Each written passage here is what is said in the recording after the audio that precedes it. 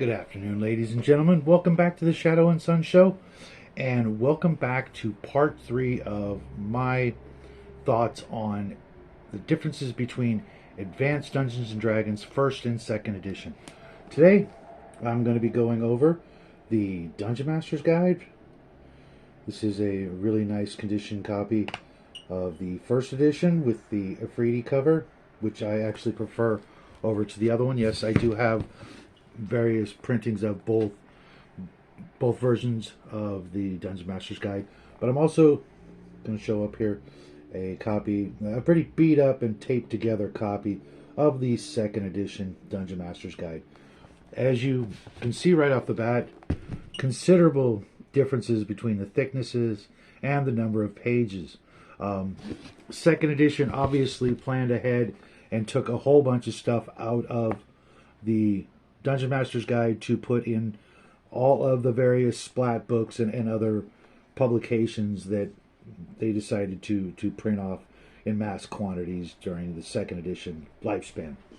Right off the bat, you guys probably guessed that I'm still a little bit more of a fan of 1st edition than 2nd edition, but before I get into that, I want you guys to know that I have found quite a few things in 2nd edition that I really like and remember implementing in my 1st edition game, because for the most part I believe that both 1st and 2nd edition are equally compatible forward and backwards, however you want to run it, however you want to use it.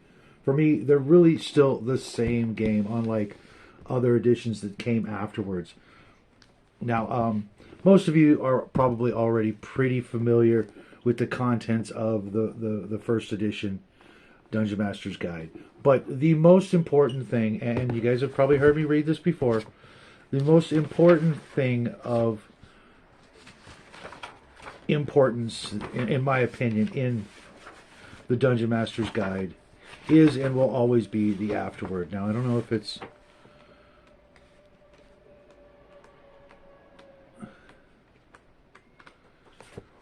in the appendices or if it's at the very end.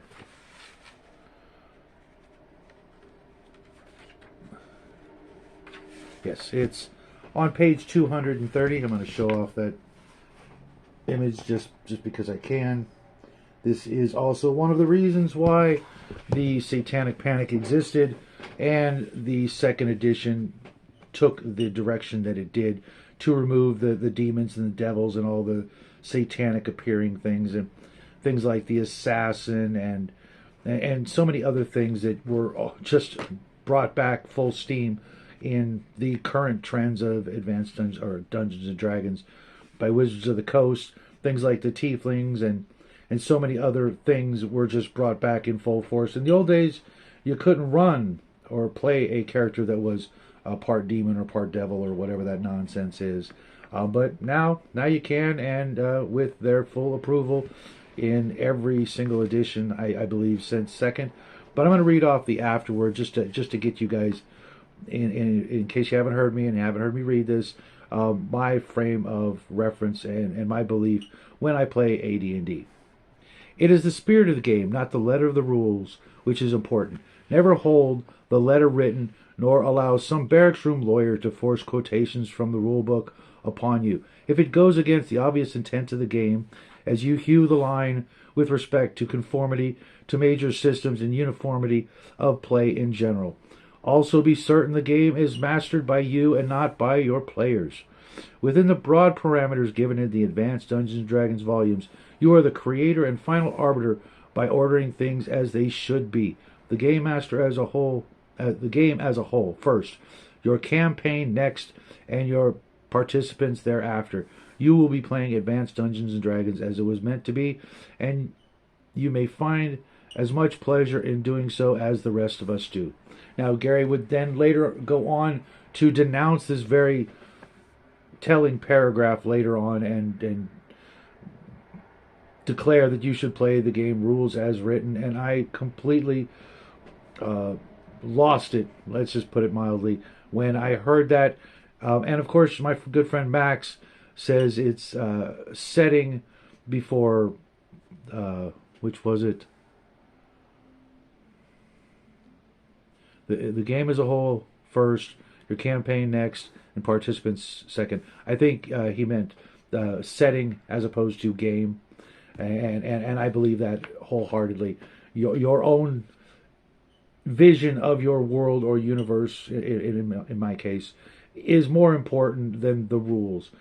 The setting, all of your imaginative ideas that are going to go into building your campaign or your one shot or what have you, have to come first. It's your world.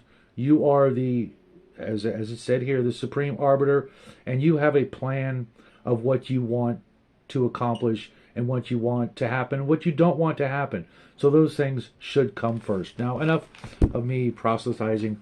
Let's get in with it. I'm going to drop the first edition over here, because what's really in question is what was good and what was bad about the second edition.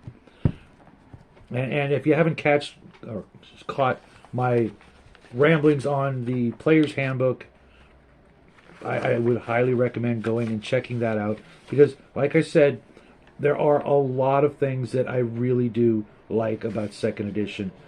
Just not everything. There are enough things for me to say that I'm playing first edition with second edition editions, as opposed to playing second edition with some leftovers from first edition. The first part in the book is the different ways of rolling a character up, whether you use 3 dice 6, 4 dice 6, or whatever. I'm not going to go into that, because that's your bag, your business.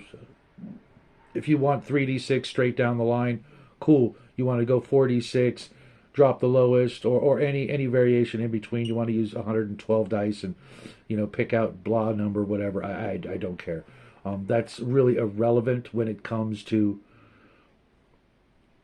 your campaign, your setting, what you want. If you want characters that are farm boy nobodies, or if you want, exceptional individuals playing in your game, again, up to you.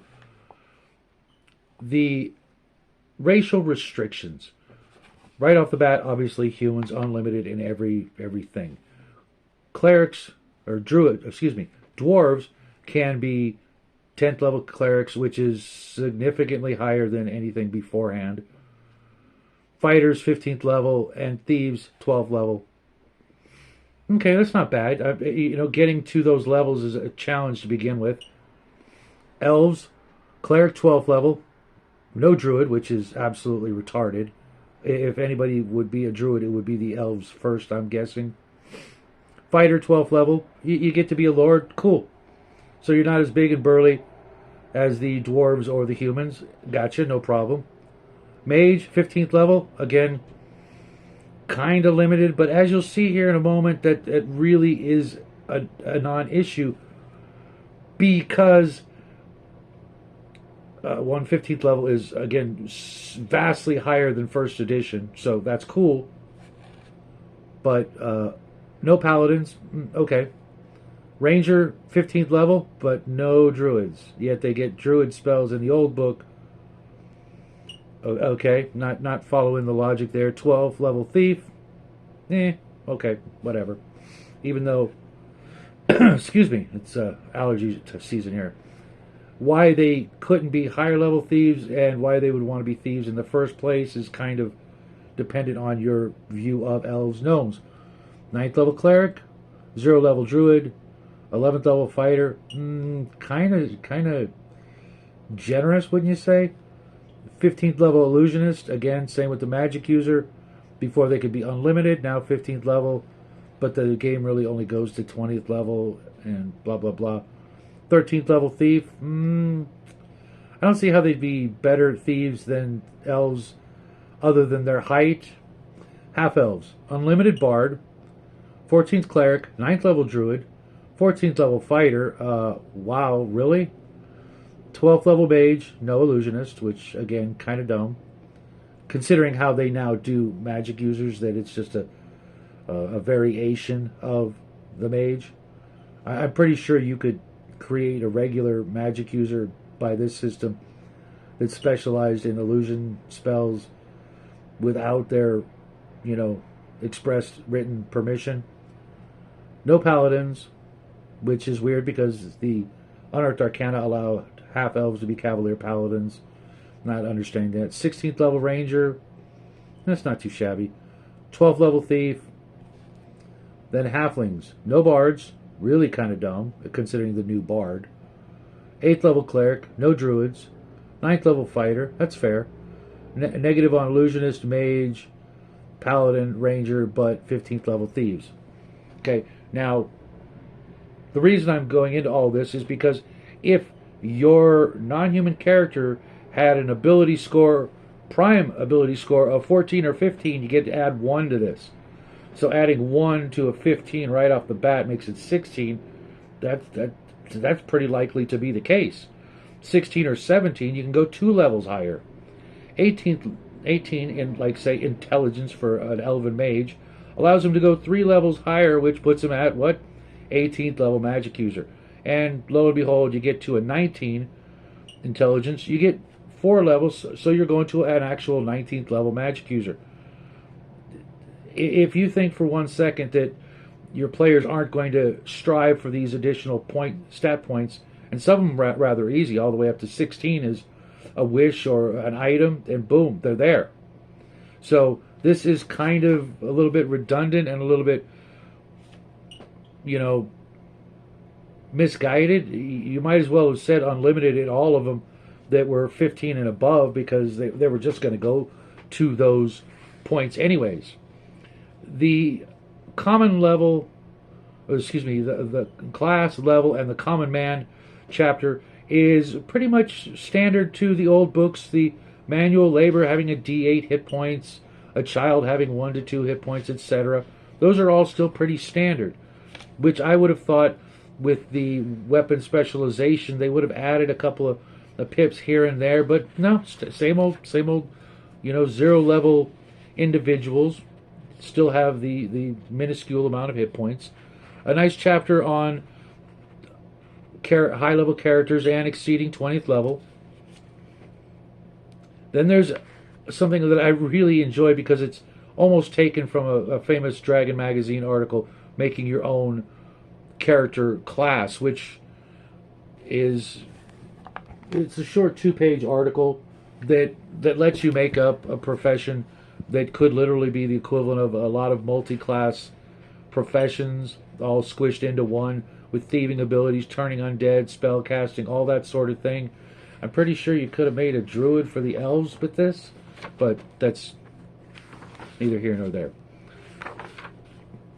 The proficiency system takes up a huge portion of, well, not a huge portion, but a nice section. That's actually only 2 pages. I forget the proficiencies are actually in the player's handbook, which was an added bonus, not needing the Wilderness and Dungeoneers survival guides.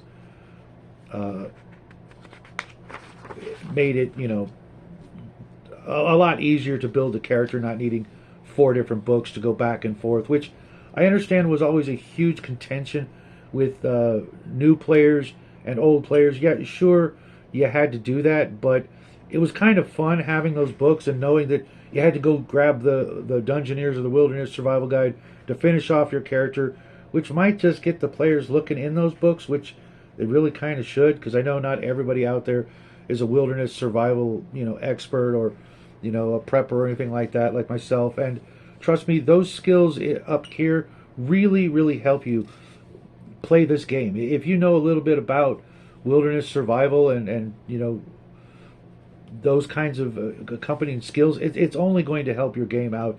And sure, I know a lot of people are going to call that metagaming, etc.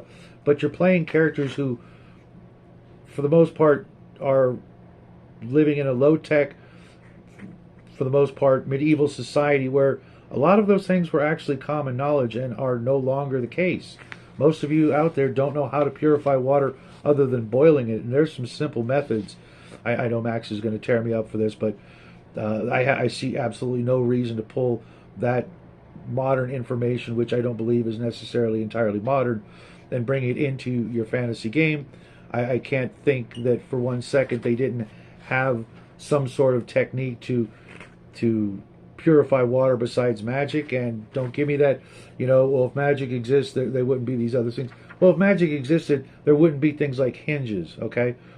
Technology is going to advance at a pace whether it's similar to, less than, or greater than our own. It's going to exist. Now, magic. Here, the spellbook section, which I really found very helpful, because it's a little more generous. Each spellbook having 100 pages, no more, no less, and what kind of spells you can fit into it, from cantrips to regular spells, all the way up to 9th level. Standard spellbook being able to hold 7 to 11 9th level spells. Okay, cool. That's very helpful to get the player to understand that eventually he's going to be carrying around half a dozen spell books, not just the traveling spell book, because where are you going to leave your regular spell books and hope to the gods that they don't become destroyed, ruined, or stolen? Now, the next chapter I want to go into is the chapter on experience points awards. Everything was boiled down to a simple chart based on the hit die of the creature and a hit dice value modifier. If they have an armor class of 0 or lower, they get +1 value. Therefore, they're the equivalent of 1 hit die more on the chart that determines the XP, all the way down to a 13th level hit or 13 hit die monster being worth 2,000 plus 100 per additional hit die. This is actually a reduction in experience points that you would gain, but they do have on the next page a very helpful, and I want to say lifted from Arduin or maybe even Palladium at the time, which Palladium obviously lifted from Arduin, whether they know it or not. Individual experience awards option rule. The player has a clever idea, 50 to 100 XP. Player has an idea that saves the party, 100 to 500 XP. Cool. Player role plays his character well, 100 to 200. Player encourages others to participate, 100 to 200. Well, if you can't do that every single game, you're kind of missing the point. That's an easy 150, let's say, XP a game. Defeating a creature in single combat, obviously to get XP, as we just discussed. But the individual class awards is where it really kind of shines. Per hit die of creature defeated, 10 XP per level. That's for the warrior. That's all they get. The previous table, and then that's all they're there for, is to defeat monsters. The priest, however, per successful use of granted power, 100 XP.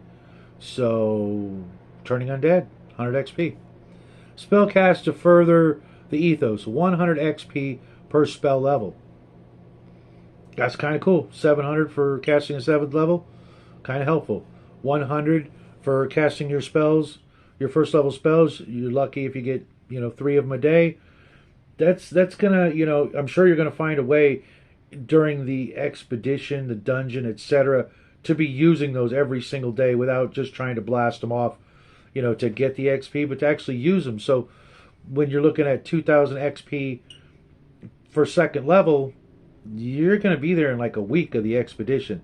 So just be warned. That's the way it was.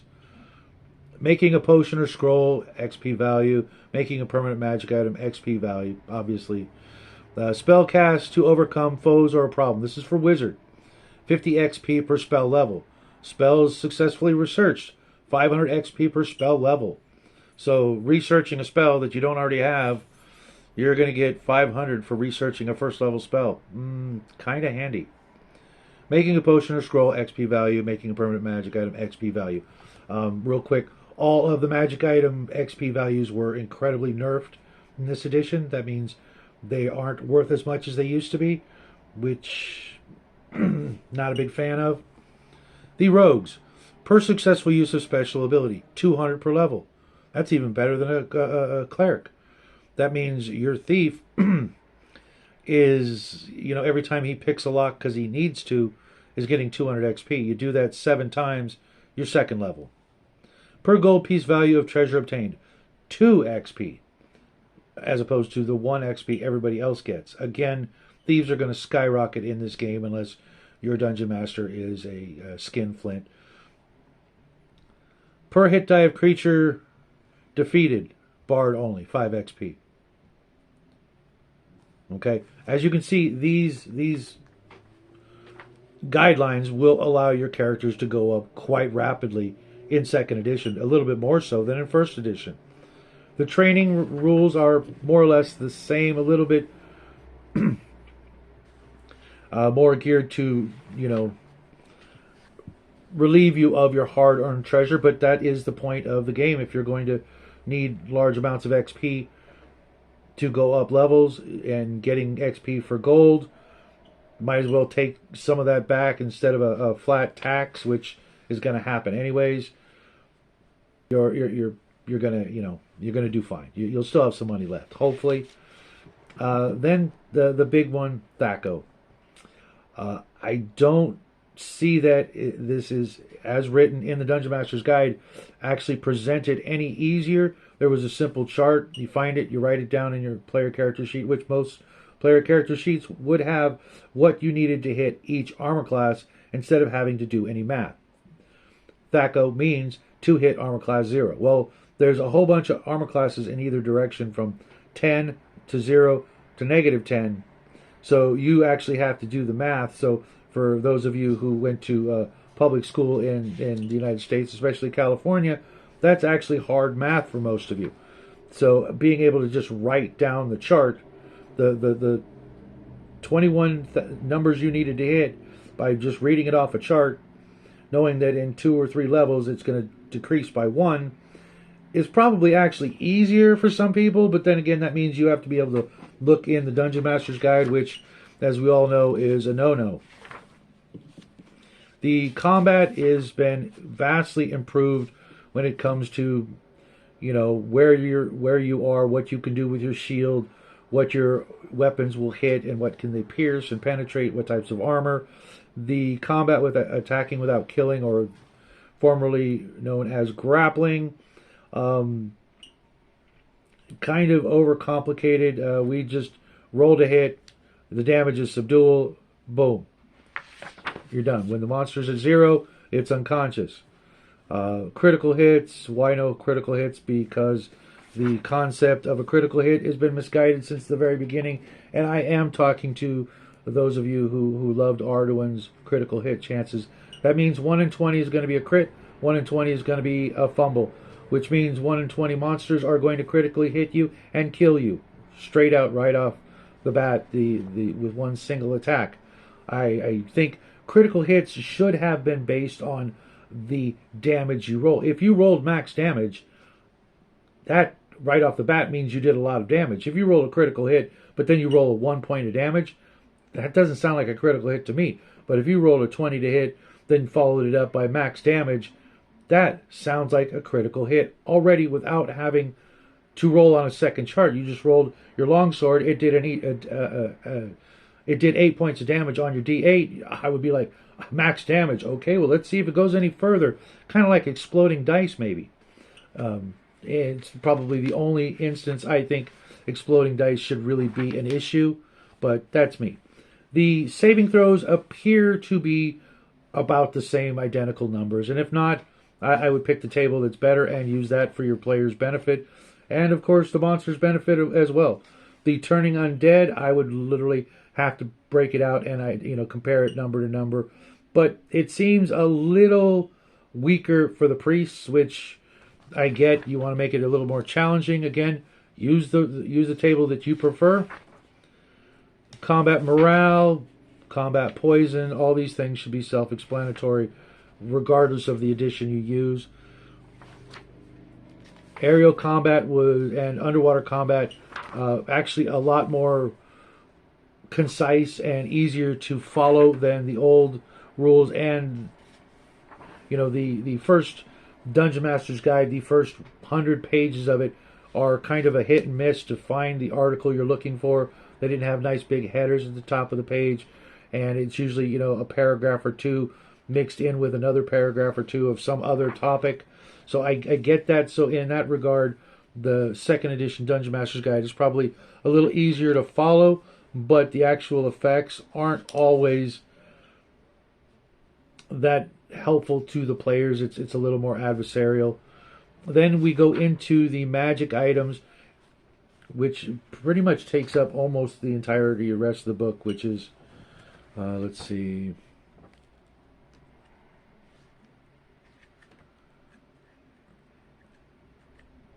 about 85 pages of the magic item section, and the pages preceding the actual magic items,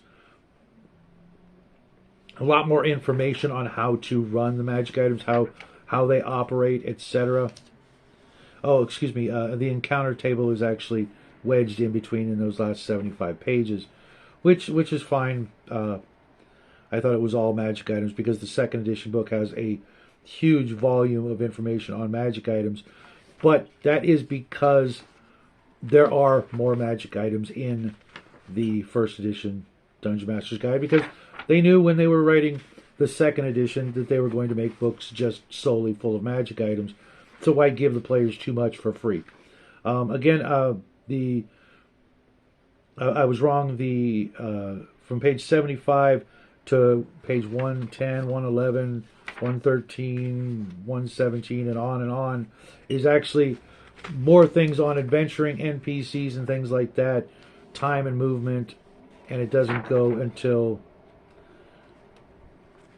let's see, page 35 to 135 to 175. So that's only 40 pages of magical goodness for your player characters to ooh and ah over.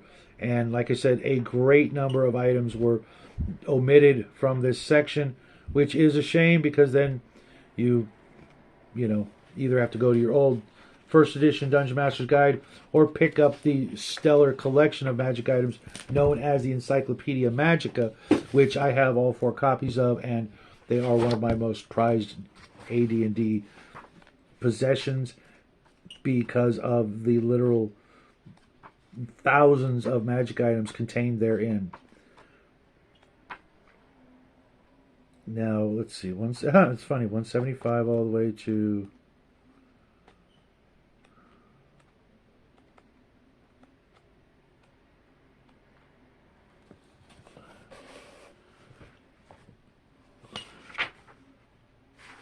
So from page 118 to, let's say, 176... So 10 or 20 pages more of magic items in this book. And, of course, the original magic items, the ones that everybody talks about to this day, are in here. And you don't have to...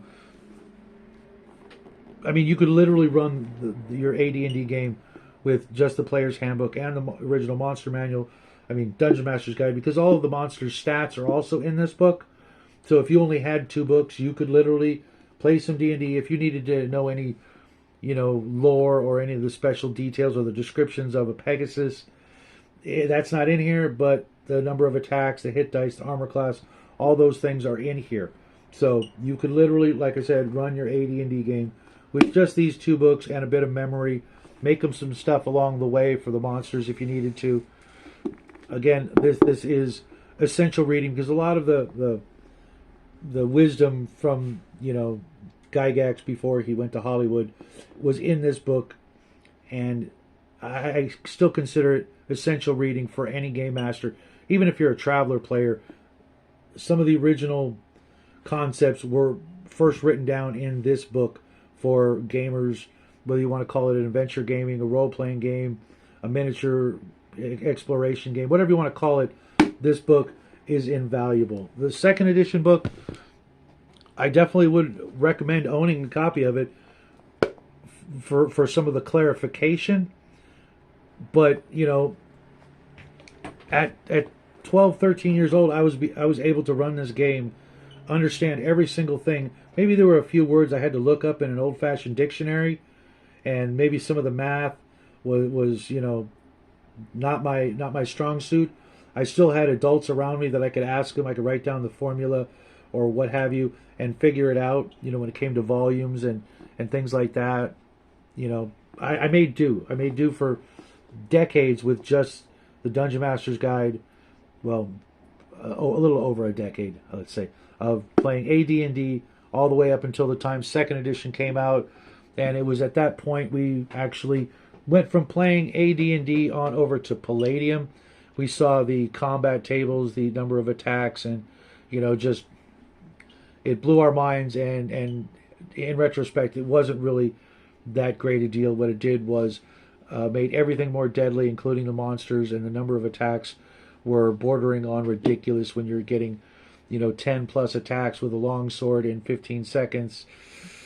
But that's the topic for another afternoon.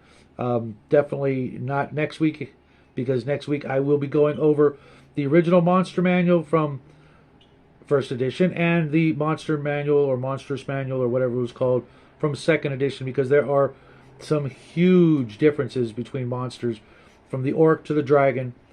The number of hit points, etc., were vastly different. The overall beefiness of the monsters grew, which, like I've said before, way back when we were talking about weapon specialization, when they added those rules in there, suddenly the average fighterly type was doing 1 to 3 extra points of damage out of nowhere by sacrificing 1 or 2 weapon proficiencies that the monsters didn't have the advantage of doing. Even things like orcs and giants that sometimes only used 1 weapon their entire life, but were pretty good at it. So, and like I said, the damage of being able to do up to an additional 3 points of damage, even at, I've seen first level characters allowed to double specialize. I personally think that's too much, but even regular specialization. But that's it for today. We'll see you guys later. Have a great week. Bye.